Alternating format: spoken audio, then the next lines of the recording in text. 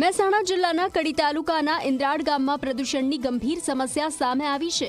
અહીં વિકાસની વાતો વચ્ચે કેમિકલના કાળા અને લાલ ઝેરે ગ્રામજનોનું જીવવું હરામ કરી દીધું છે। ગામના બોરવેલમાંથી હવે સફેદ પાણીના બદલે લાલ રંગનું કેમિકલયુક્ત પાણી નીકળતા લોકોમાં ભારે ફફડાટ ફેલાયો છે।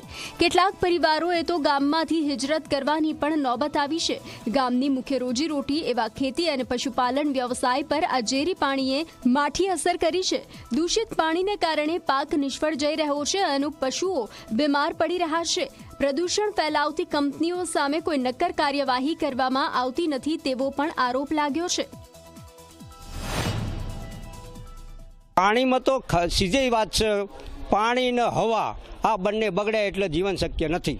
મારી માંગ એટલી જ છે કે આ એકમો સદંતર બંધ કરાવો અને આને રણ વિસ્તારની અંદર નાખો, મારી સરકારને નમ્ર વિનંતી। અમારા ગ્રામ પંચાયતના જે 3 બોર છે એ બોરમાં અત્યારે ગામમાં પીવાલાયક પાણી અમે આપીએ છીએ, એમાં કોઈ પ્રશ્ન થયેલો નથી। 2 થી 3 બોર જે ખેતરના બોર આવેલા છે ખેતીના પાક માટેના, એમાં પાણી ખરાબ આવે છે।